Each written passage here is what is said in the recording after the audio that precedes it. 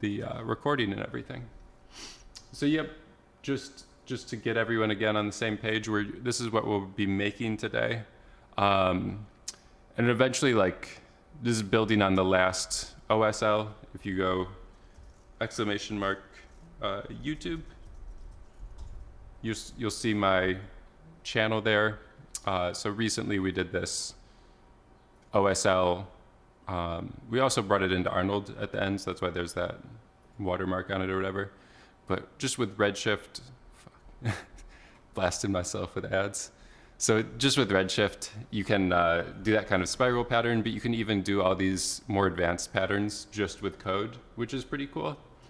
And then it's all like cross-platform. So you could bring this from Houdini into Redshift, or from Houdini into Cinema 4D and still use Redshift and get the same pattern without having to worry about relinking textures or things like that.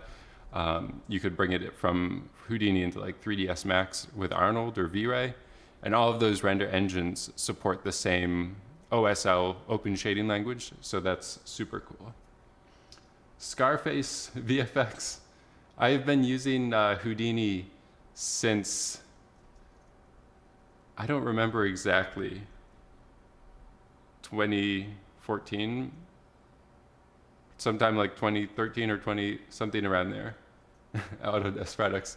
I was using Autodesk products before I was using Houdini. If you go to my Vimeo videos, I was using like processing and stuff even before that.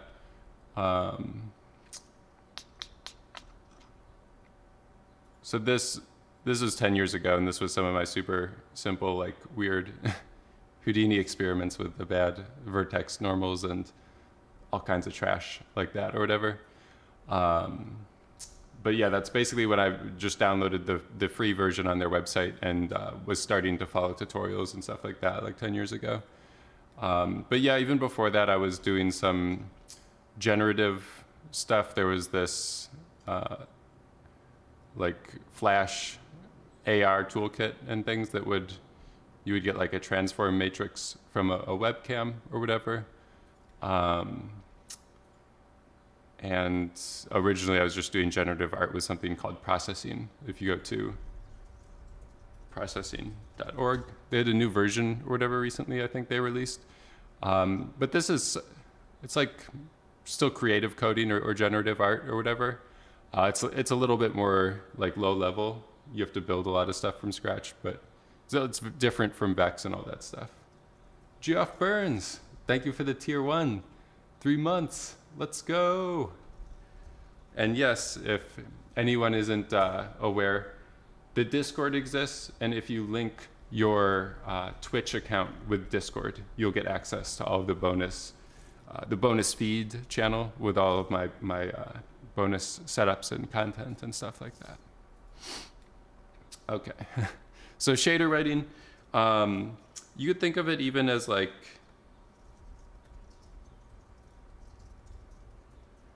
there's a lot of interesting kind of something like this, but even more extended, I would say. You can get lots of interesting kind of like graphic design, abstract patterns, all of that stuff going on, which is really cool. So you don't have to rewrite your code. You don't have to worry about managing texture maps, and it's like resolution independent or whatever, so you can zoom in, stretch it out as big as you want. You don't have to worry about artifacts or stuff like that. All right, so we'll get started. What I've done right here is just made a really super simple scene. We just have a grid, shader network, and camera. I usually keep my material or shader networks at the object level here. So you can just, if you're bringing stuff from one file to another, you can just grab everything in one place and copy and paste it or whatever. There's another thing, if you're not familiar with Houdini, like super cool that you can just always copy and paste nodes from one scene to another. Like 3ds Max or Maya, you usually need like scripts, or you need to do plugins or like things like that to copy. Even I was using like Ableton, the music thing or whatever. Like I always wanted to just copy paste stuff from one thing to another, and you can't usually do it with other software packages. But Houdini, it's a little slow to open for me, I think, because I have some plugins loading. But we'll pop it open. You just do Control V, and then you have all your nodes and everything like that. So that's another super cool thing with it.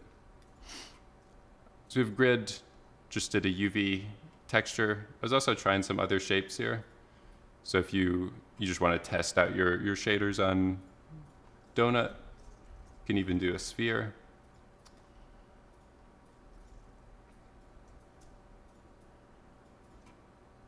So sometimes people just try it on different shapes if they want to see how things are repeating or stretching at the poles or stuff like that. Might need some more vertices. We'll make it a little bit bigger.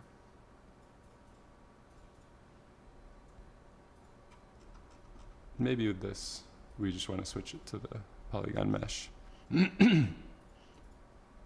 All right. So yeah, you just have different shapes to try out and all of that stuff. We'll just get started with a grid, and we'll go into our Redshift network, Redshift shader. So I always start these out with, this is basically the framework you need, depending on what you're writing, but just for your test, like function, basically this is declaring the shader, and then this is the output color. It's basically indicating to the compiler that it's going to output these variables. You could output more than one thing. Like if you just look at this default, you could be outputting like several different patterns. You could be doing like, and then mixing them or putting them into different shaders or stuff like that. But just for simple purposes or whatever, this is really all you need to get started. And then even without that, we should see just a red grid. So I usually just put that just 1, 0, 0 in the top, just as like a test or like a sanity check. So if you see red, you know that it's working basically. All right. So we'll do this, and then this is my second step here. Oof. Oof. So it is a little shaky, I feel like, but we'll get it back. So yeah, I was just bringing in the UV attributes, and I think sometimes that will, I don't know, like recompiling OSL, Redshift and Houdini, like somewhere in that integration, it's a little finicky. But yeah, I was gonna bring in the UV attribute, and basically, if we look through this language spec, this is a really useful place to go. Random render, how's it going? The language spec, this is basically where I figured out, or you can figure out for yourself, where the different like variables that you have access to, the global variables, it will basically explain the whole coding language to you, like every piece of it. But if we look here, you'd find out you have access to Pi. There's some standard functions. And if we go up here to global variables, this is like page 43 that I'm looking at here, U and V. You can see that. And you also have time. We were using time as well last time to animate like our kaleidoscope kind of effect. Oh my God, random render. Thank you for the 5 tier 1 gift subs. Let's go. I appreciate it. So yeah, we'll just to keep announcing this as well, !Discord. If you're a subscriber, which random render gifted, very generous, you go into the Discord, you'll get your invite, and if you link your Twitch account that you just got gifted, you'll get this access to the bonus feed. So that's a really cool part of the gifters as well. All right. So these are the variables that we have access to. We're back up and running now. And oh my God, random render. Another 5 tier 1 gift subs. Thank you very much. We're blasting off. Okay. Thank you. We'll go back into here. You'll see you have a little hat in the chat as well. It's another benefit. And then you do have access to my sub emotes. You can get these funny guys going. Houdini, Kim Davidson, the legends of Houdini. All right. So we'll just restore these panels.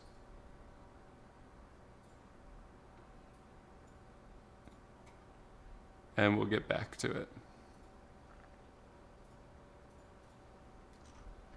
Okay. So basically U and V right here, that was just how I knew that those existed. If you go to that OSL language spec, you can figure out where, if you want to get like P is the point position or normal, but that's where I figured out whether U and V were accessible. And then we'll just take, instead of these, we can just look at maybe one of them and recompile it. So I still left the vector here because I'm going to basically cast a float to a vector. So this is just a grayscale value, but it will fill every component RGB or like X, Y, and Z of the vector. So we're basically rewiring or putting like U, just the horizontal gradient into all the components.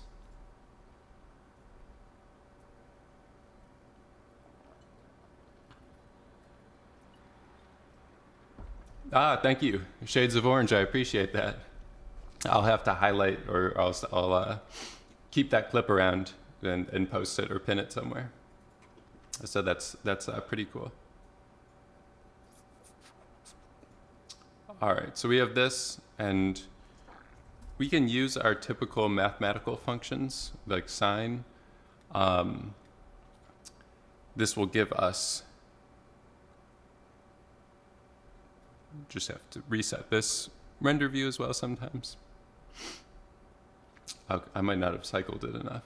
So if you multiply this, you increase the frequency of it, and you should start to see the kind of like familiar repeating sine wave effect. We were talking about this last time. If you wanted to do m_pi, that's a more kind of precise way to make sure you're cycling this a number of times. So if we do m_pi times 12, we should see like exactly 12 repetitions in UV space.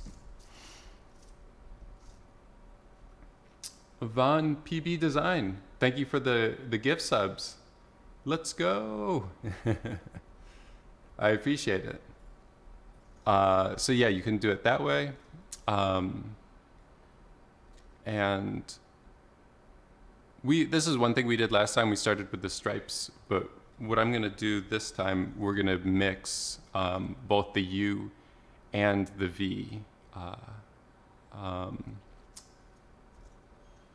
coordinates. So we'll take V. I'm going to multiply this again by pi and also by 12. So recompile and rerun our shader. And you can see we get a diagonal stripe. So that's pretty cool. Don't cross the streams.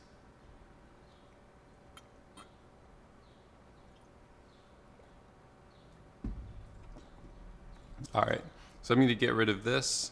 I'm going to get rid of that. And I think we can keep going. So we're just doing basically, I don't know, you would call this, there's a name for it that was in the ramp,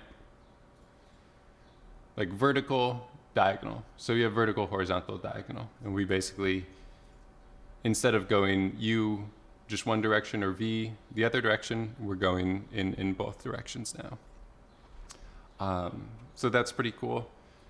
The other thing we can do is if we start to stack or layer these sine functions.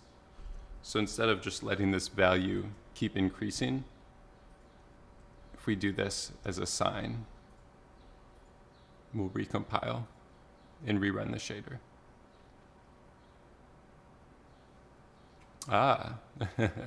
So this is, you start to get a squiggly pattern. So hopefully this makes sense. If it doesn't, you want to visualize some of this stuff, like if you're used to using nodes and plugging stuff in to check the output of one thing or another, you can kind of do a similar thing. What I'll do when I'm writing code to do that, just comment out with the 2 slashes. And if I wanted to check basically like just what this first sine wave is doing, you can do it like that.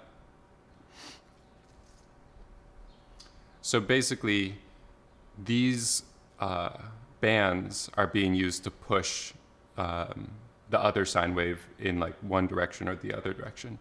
So these values here do go below 0. They're negative numbers. And that's why when we visualize the whole thing, we get these lines push either up or down. So that's how that's working. Does it sometimes crash if you have an error in the code? It doesn't usually when I've been writing it. Like if I just put some nonsense in there, I get this syntax error, and it will basically, somewhat helpful. It tells me if I look line 5, this 5 here is saying if you look at your syntax editor, on line 5 you have something wrong that you need to fix. I think it's just somewhat unstable. I haven't been able to like really reproduce the errors that consistently, but I don't know. Or just save or hope it's usually pretty good about doing the crash files. But yeah, speaking of saving, I'll save this, get a new stream directory going, and you guys can get the code if you don't want to worry about like retyping it or transcribing it like a monk. I'll send you the file. So this will be is this August 10th, and we'll call this OSL Twin Peak version 1. Oof. I made a directory instead of a Houdini file. All right. Uh-oh, this really messes things up now. All right, we'll just start at version 2. And you guys should be getting the file shortly. So you can open that up and you'll be in the same place that I am. So yeah, this pattern by itself is already really cool. And again, we can try it out on these other shapes. You can see we get an interesting kind of like squiggly pattern. Of course, you can use these for all kinds of like cool building blocks and stuff like that. The RS material blender. This guy accepts all kinds of inputs. So if we want to blend using this, we can just make a couple materials real quick. We could do maybe a gold and maybe just like a plastic or something like porcelain. Maybe we'll add some roughness. And then we can blend between these two shaders, or the two materials using our OSL. I don't have any lights in my scene, so it's just giving me the headlight. It's not super interesting. But you get the idea. Basically, any shaders or materials you already have, you can like blend between them. Basically just letting you know that you don't have to do everything in this OSL code. You can use it as just like a building block of things. I don't know if you want to do change range. You can use that to harden up the edges or whatever. So if you have like a foil, I don't know, like an egg or something that's somewhat fancy painted or stuff like that, you can make these cool patterns as well with OSL. Yeah, you should be able to follow along with Octane. Octane, V-Ray, Arnold, all of them support OSL. Blender as well supports it pretty nicely. I was always trying to find online, like if there was a shader toy but just for OSL code, but I never found a solution that was very good. Okay, so we'll get back to our grid, get back to our thing. I'm just going to switch back to only visualizing the OSL. If you're like really concerned with debugging and stuff like that, it just makes it easier to visualize the raw output where you're not going through as many things that might cause problems. So that's pretty cool. Now, instead of this soft wave, we want to get closer to, let's see, did I still have it open? Okay, we want to get closer to these zigzags, or the more linear kind of like cuts or directions or whatever. So we still have this ramp happening in one direction, which is nice, but we just want to start to straighten out these edges now. And basically the way you can do that, if we look at, just turn this one off and go back to our original, basically what's pushing things either up one direction or down one direction. Instead of this being smooth, going like up and down, we want that to be a linear step. And you could always use Houdini as a kind of like a graphing calculator. Sometimes I'll use Vex to preview this stuff if it's pretty simple. So I'm going to take the height of the line and set that from, set a U coordinate based off of the height of the line. And then we can take p.x, set that to U, and p.z, set that to U. I'm just going to set this to 0, the height. We'll get out of the camera. So basically, this is just a linear thing. If we take a look at Z, I'm in a weird, like, quirked up direction right now. So if we take a look at Z, we do sine.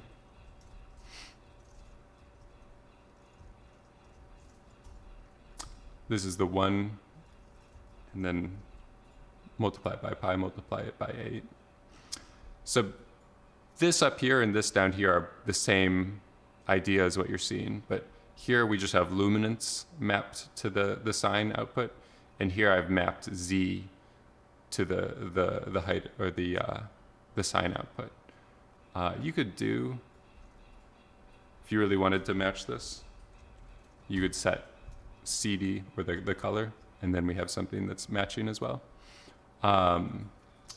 But this is an interesting way to preview things. So that's using sine.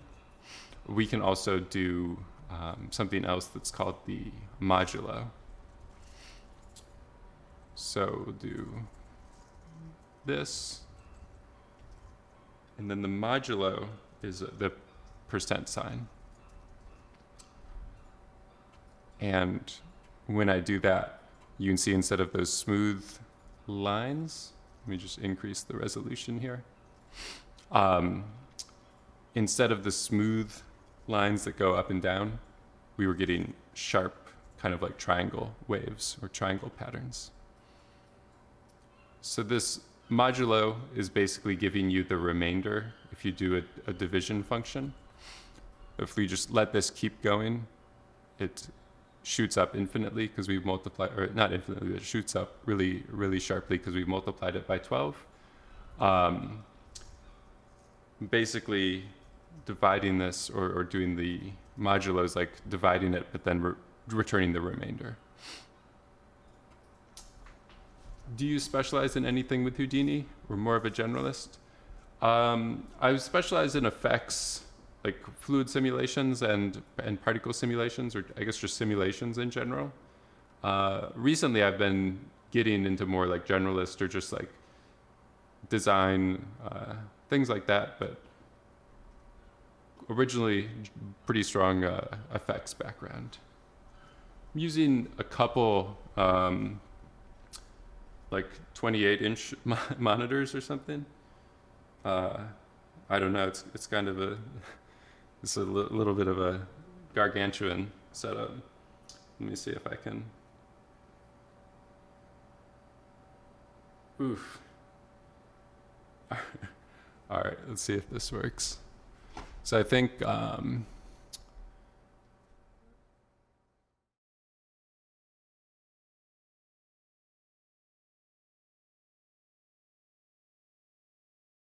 Bunch of maybe 32-inch monitors. It's the command station.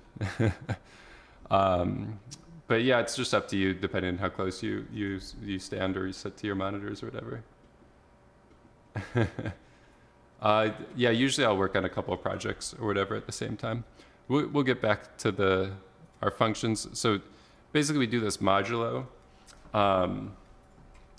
And if we look at OSL, or if we just go ahead and try to type it, I'm going to move back to my grid, get back to my camera, and we'll get back into our code. So if we want to try this, instead of doing the sine, we'll move over to the modulo.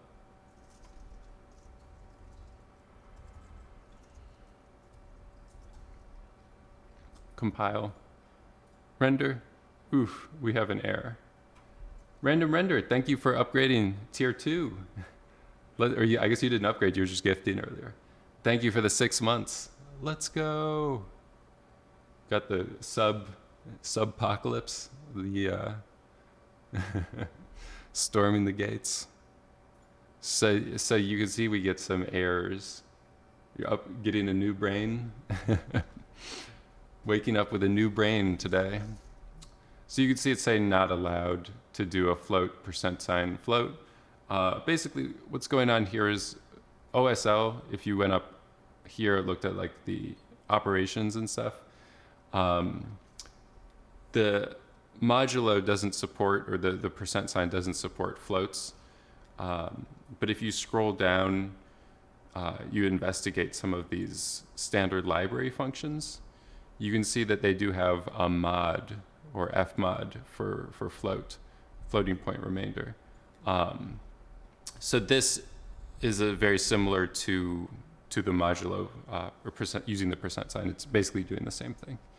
And some like GSL or GLSL or whatever, or HLSL, those have like something called frac, which returns the fractional result. So depending on your programming language, if you're basically like porting code over, sometimes you do have to be mindful that the functions are a little bit different. But we can do that. So we'll do a comma like that, and then we'll just do this fmod. And You can see now it's compiled successfully. And we'll run this. And then we get our linear kind of like triangle steps, if that makes sense. We can get rid of this pi because this doesn't work in radians. It will just work in like 0 to 1. And if we do that, just as a proof of concept or whatever, we can get back into here. And this is basically this. We've recreated that. So instead of doing modulo like this, we just did the fmod function to recreate it.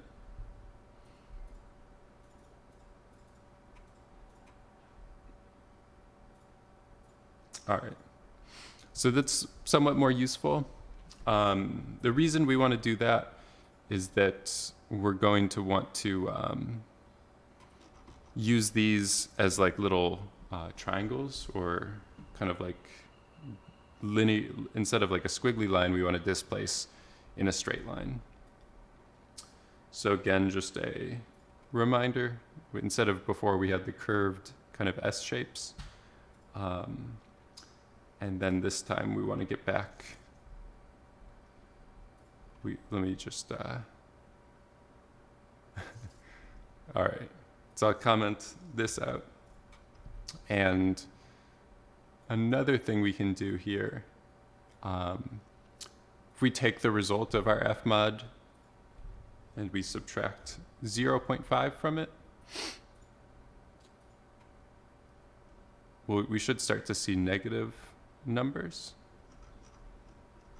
And this way we can either displace up or down when we like add this back to our main function. So just a reminder, if I switch back to here, this is where we were with our squiggly line. We were taking one sine function and displacing it up and down with the other. But we just wanted to get rid of the curved areas. So we wanted to straighten out these and get it to look like the Twin Peaks floor. So again, just retargeting the goal. Get back here. So we're getting closer, I believe. Like this is one piece that we'll definitely need. And one more thing we want to do is just do this absolute value. So this will take these negative parts and flip them around. So now we're either at 0 or 1, and we just keep cycling linearly instead of like a sine, like a smooth curve. So we should be able to mix v back into the equation. So that's our other uv coordinate, and then we can do a sine of both of these. And we'll see where we get to. So I think I've messed up my repetitions a little bit. When I introduce this, I want to multiply it by pi, and I think by 12. We'll take a look. Okay. So we're getting closer, but we have some portions, I guess, mixed up. So we have starting to get close to this pattern, but we just have some parameters or certain settings, I guess, mixed up. So one thing we've got wrong is that these are too fat, and then there may be repeating too many times over one repetition or whatever. So if we want to make these pointier, all that we need to do is scale the amount that we're offsetting or like displacing our sine by. So if I multiply this by 4, recompile, we should see the peaks. The triangles get stretched like 4 times as much. So that's pretty cool.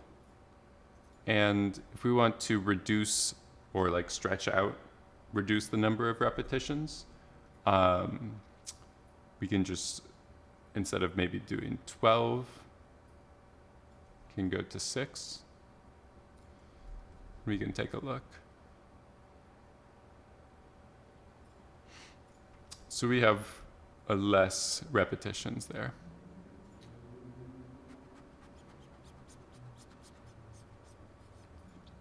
You could also change your I guess like overall repetitions. Let me see. So I'm trying to switch these, I guess you would call these like vertical repetitions. I don't think that was the one.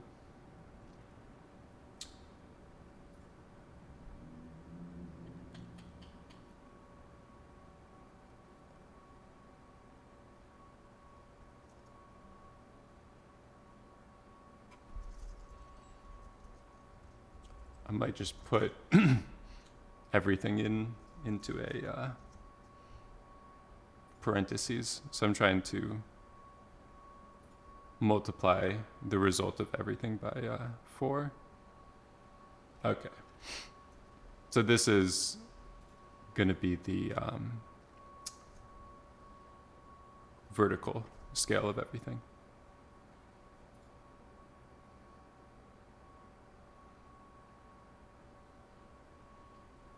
All right, so we're closer to the right track.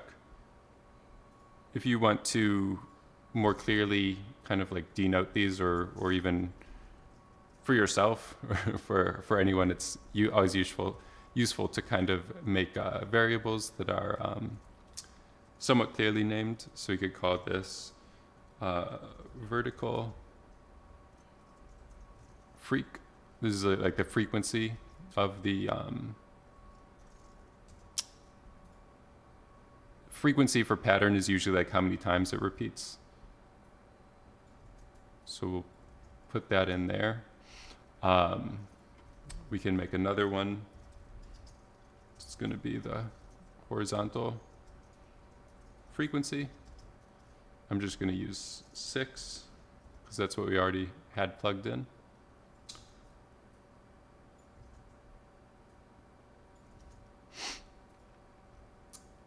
And we could do one more that's like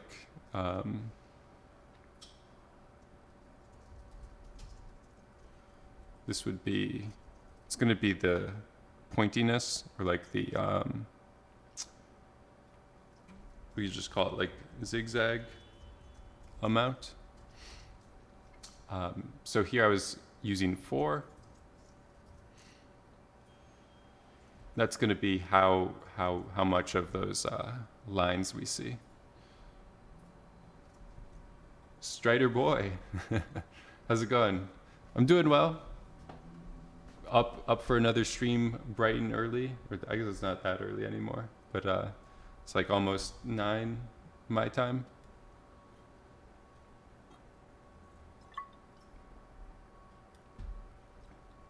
So nothing really changed, but that's actually what I was hoping for.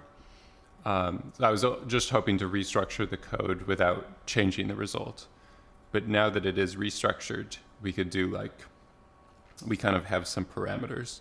So if I scale my zigzag amount by 14, then you can see we get a really crazy, that's like how much we're pushing things left or like up and down. You could even do 0 if you wanted to completely turn off the zigzags. You should just get straight lines now. So that's just a little bit more useful if you're ever going to like reuse this code. It's a lot more readable instead of like just using a bunch of numbers inside of these functions, if that makes sense. So yeah, that's pretty cool. One other thing you see is like these edges here, they're kind of blurry in my result right now, but in the picture here, they're quite crisp. So one thing you can do is, if we take the result of this sine function and you just check if it's greater than 0.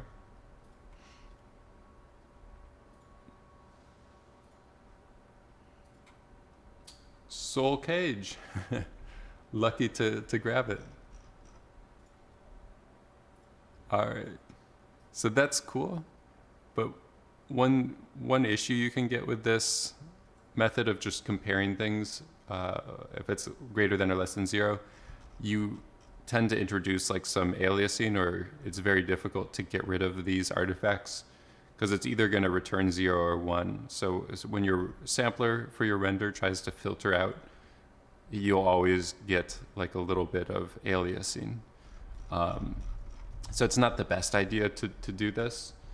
And there's another OSL function that's pretty useful for getting rid of this stuff.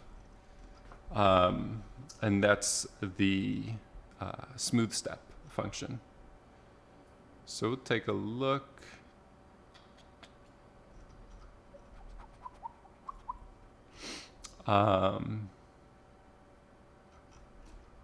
You can always, I think, do Control F as well. Okay. So page 54, we have this smooth step, and we can use that. So let's still kind of work somewhat cleanly. I'm going to cut that with Control X. I'm just going to do this.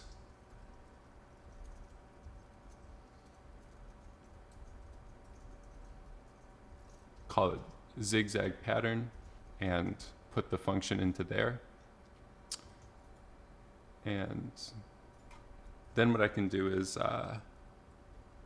use this and say it equals the smooth stepped version of itself.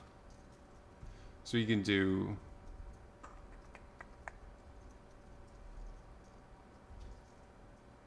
something like that, I think. Oof. Did I get the spelling wrong? Smooth step.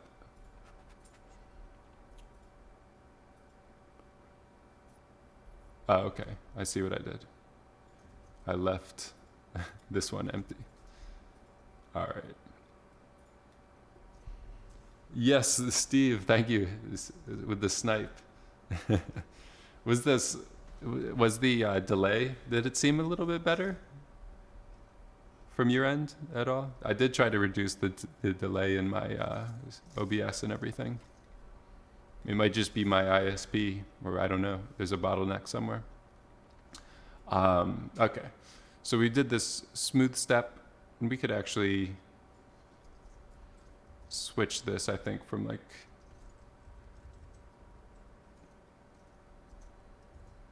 let's try this.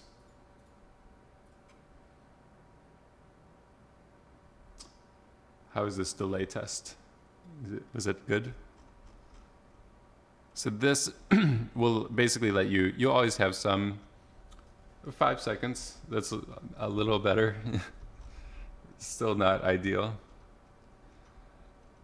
So we're basically handling this edge a little bit better. When I'm zooming in here, like you're always going to get some weird aliasing because it's a zigzag thing.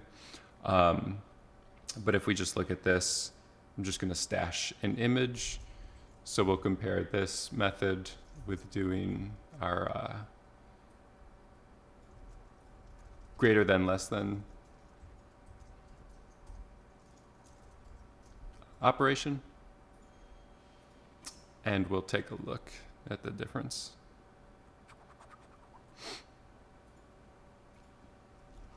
So I think it depends a little bit on, like, I don't know, this render view might be doing its own like weird stuff, but you can see we're just basically able to feather the edge and just get a little bit more control over this.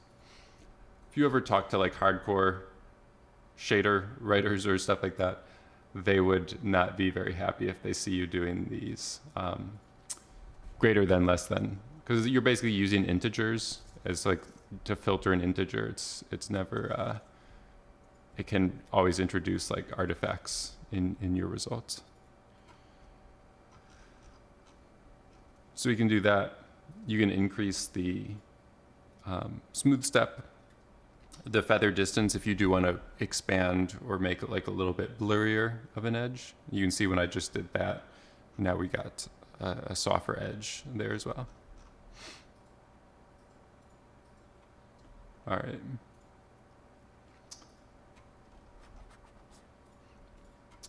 So if you want to get up to date, you should see a new scene file in the chat. And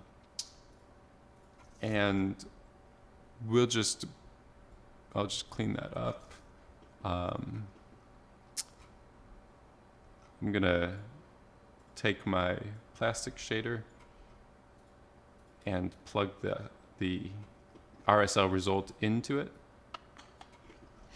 the diffuse color. So we should see shading on it now. Like the light is hitting it and it's falling off. So that's pretty nice. And then we could just quickly go in and build out the rest of our little diorama or the corner or the thing or whatever. So yeah, instead of starting with this grid, you can start with a box. Just get it up to the same size as the grid. Take a look at where this camera is. I'm just going to move it.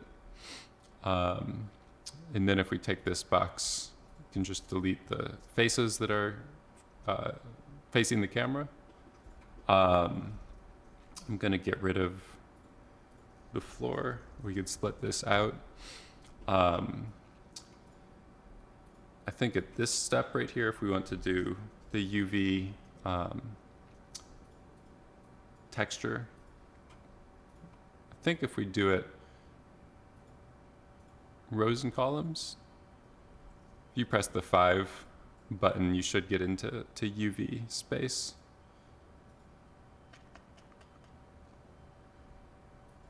I don't know if we want a face. That shader is going to come back in style. So we have a face. I think we could do face. I think because I scaled everything up, it's a little bit wonky. I'm just going to recenter it to there. So we're in the same texture space as our grid was before. That's the reason why I'm so concerned. So I didn't want to mess up my pattern repetitions. Okay, so we did that. We can also do match size. This is a really useful node for like doing layout or scene modeling. So even without worrying about size, you can do translations. I'm going to turn off X and Z and just set Y to minimum. So this will basically set everything above the ground plane, which is pretty nice. So we did this. We can go back to our render view, take a look. We have a little grid. Got like isometric video game style or something like that. And then if we look at the other output here, these are going to be our curtains. Right now we just have a funky wallpaper. I'm just going to call this out curtains. And then this will be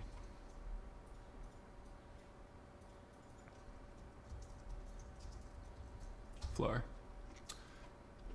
So yeah, this is pretty cool. And again, we can always look at our test shapes.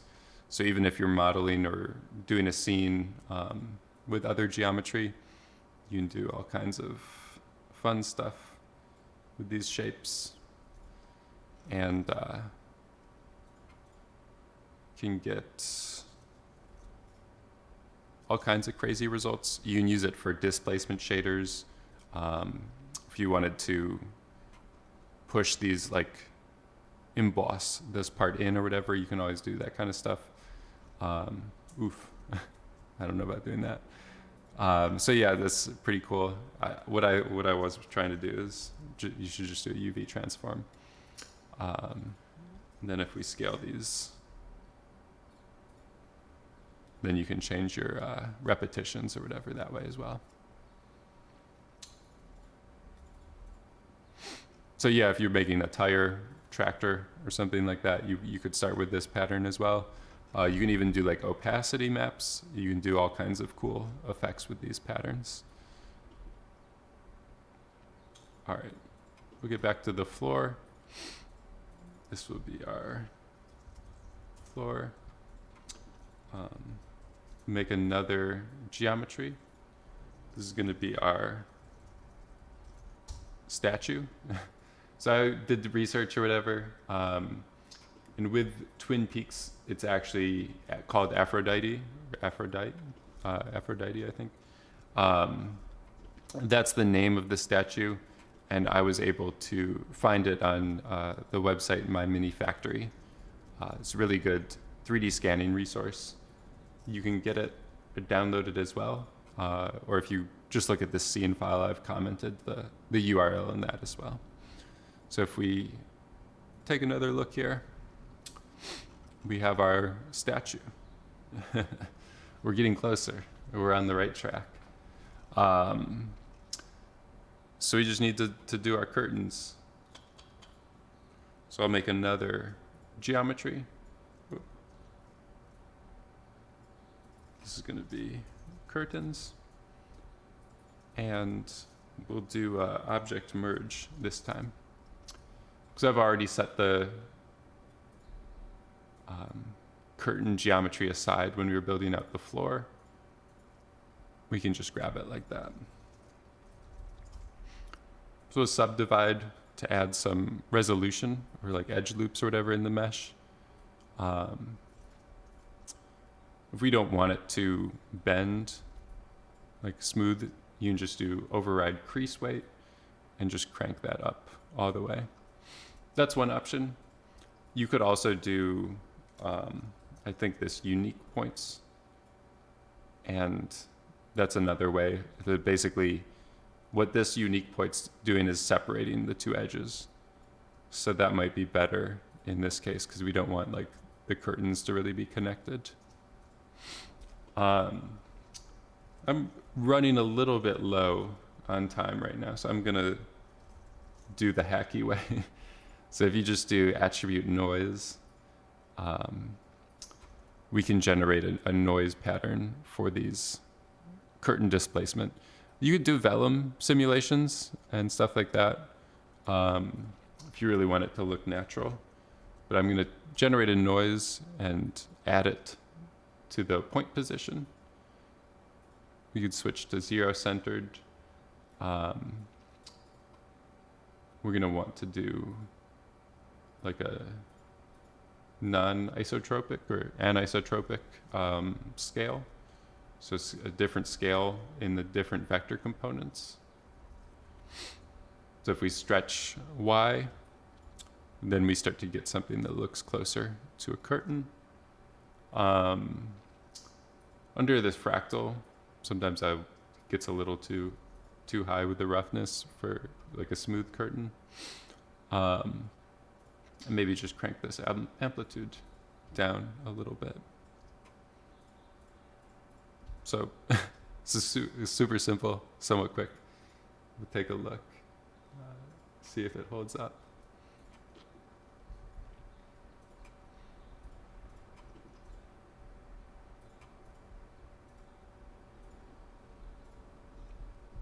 So I think with these curtains, one thing I do want to do is add normals or recalculate the normals after. So that was one thing that was missing. And usually I'll just do by face area. So it seems to work a little bit better. We could add Let's do our redshift light.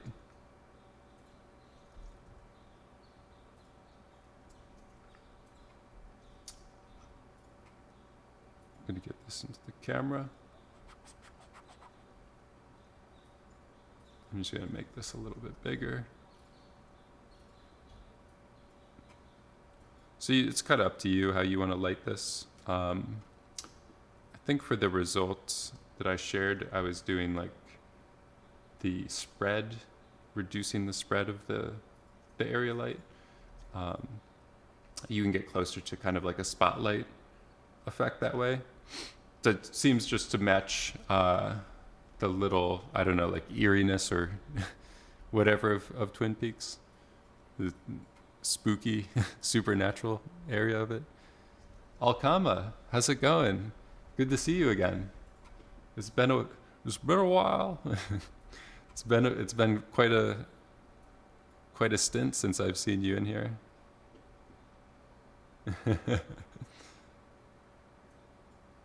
I saw Evil on Twitter has been coding up some crazy shaders. I'm just taking baby steps with my shader programming with this, just making triangles.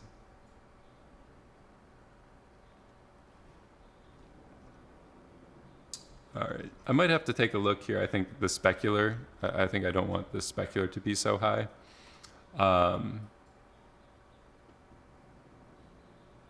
But I think other than that, we could be kind of on the right track. So I might leave it here with these kind of like penumbras or whatever hidden. It's pretty good. So yeah, we'll just go back. Gonna look at the floor in this thing. We could reduce the IOR.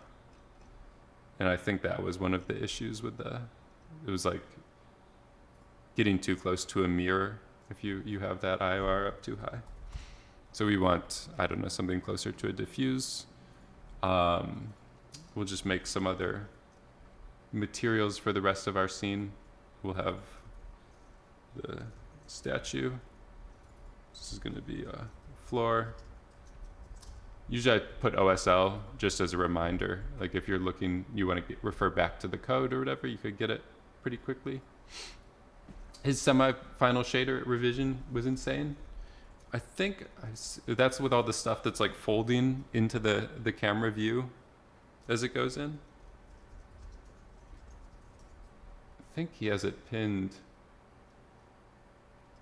on his Twitter. I'm having trouble tracking it down.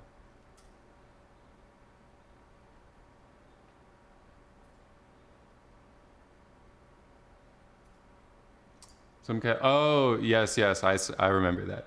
It was like had the big circles and they were all withering away or whatever. That one is super cool.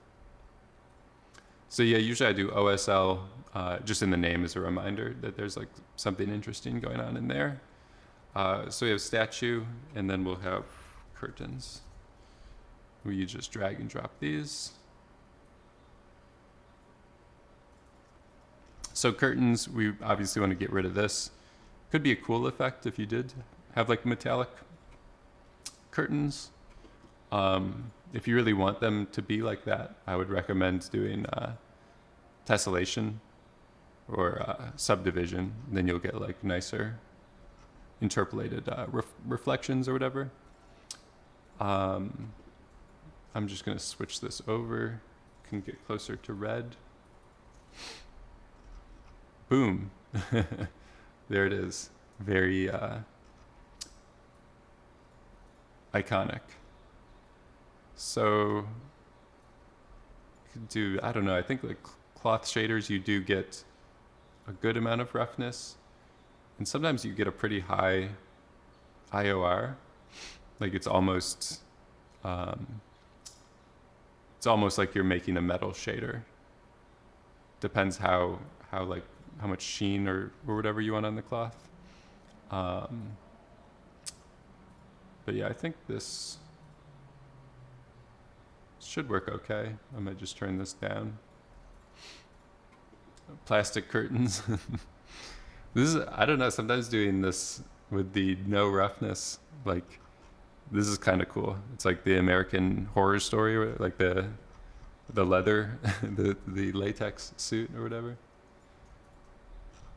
All right, so I'll just leave it like that. And then the statue, usually I'll do something similar. We'll just introduce more roughness. Gets kind of weird with if it's too shiny, like you want to imitate, like there's some scraped up bits or whatever of the statue. I'll just increase the brightness of it overall. And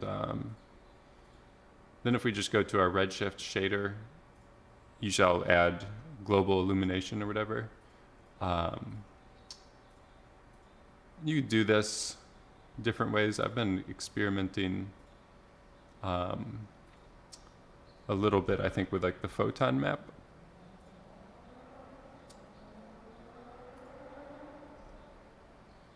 Maybe, I think maybe the irradiance, yeah. So it builds that irradiance cache, the point cloud at the start for the secondary bounces, which can like speed up or help eliminate noise in your GI a little bit more easily. So like here you could see this is probably sampling from the light, because I have an area light that has some size to it. Could increase the light samples. You start to clean up that area a little bit.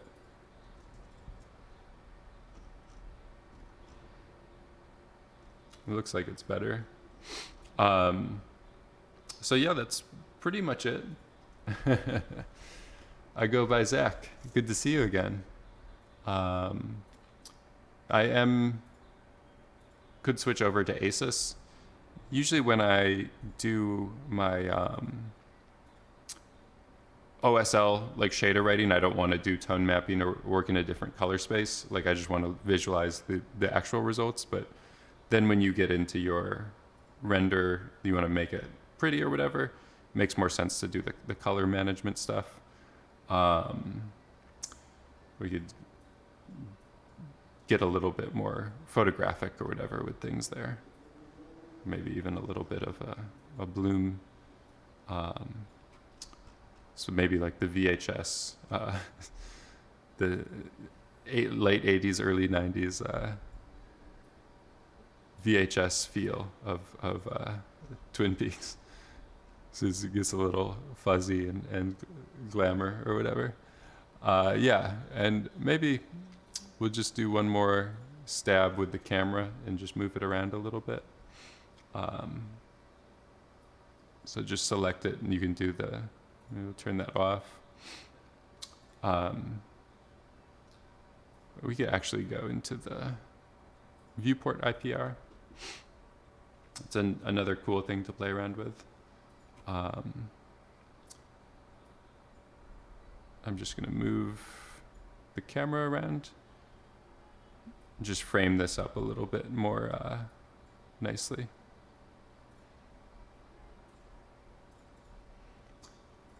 I don't know, maybe with the light.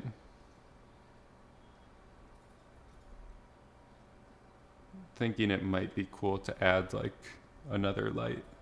I'm just gonna make a copy of it. Can jump into the light.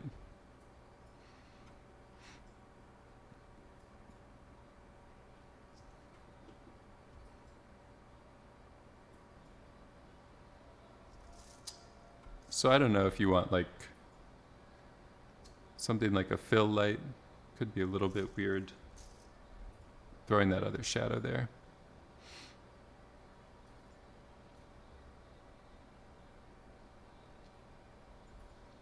Just try to get it maybe from the front. And then I can make it less intense.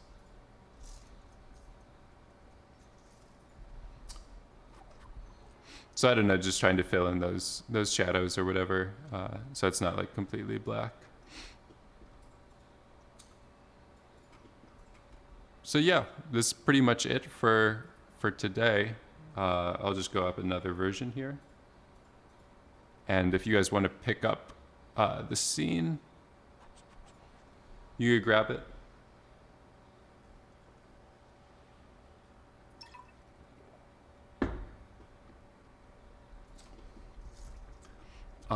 The only thing to remember is you'll need to download this statue file. But the comment, you just go right-click on the node, edit comment. You can copy and paste this URL into your web browser, and you should get a link to it. It's a free model. It's a nice scan. Just click the download here, download only, and you'll get it. It will give you an ad. I think you just like click somewhere outside of the ad, it will go away, and you can download it. All right. So yeah, that's pretty much it for today. Getting into a little bit more advanced OSL stuff. Using some of their built-in or the standard functions. So you're doing smooth step to kind of like filter the result. We were doing the fmod to kind of port our modulo operation over, so we could keep using that, and just getting a little bit more comfortable with it. So yeah, this was the end result. One thing I did run out of time to do was actually build these out into parameters. So if you took the time to do that, you could actually get like a little UI, and then you can move around and animate these parameters without like having to recompile, rebuild the shader each time. That's pretty fun, cool thing to do. If you're playing around with this on your own time, it's a cool little like bonus challenge or extra step to do. But yeah, that's it for today. Hopefully everyone had a good time. Thanks again for all the gift subs. Yeah, again, I'll have to look at Shades of Orange clip, but if you got a subscription, you link your Twitch account with the Discord, you'll have access to the bonus material. This should open. I don't know why it always, it's like I keep inviting myself. So yeah, you get the bonus material. This looks like some new people are in here. And you just go to the pinned message at the top and you'll get, this is where all the extra Houdini bonus feed is. So yeah, if you're a subscriber on Twitch, subscriber on Patreon, you'll get access to all this stuff. Just have to link your Twitch account to the Discord to get it. All right. That's it. Have a good rest of your day, and take it easy.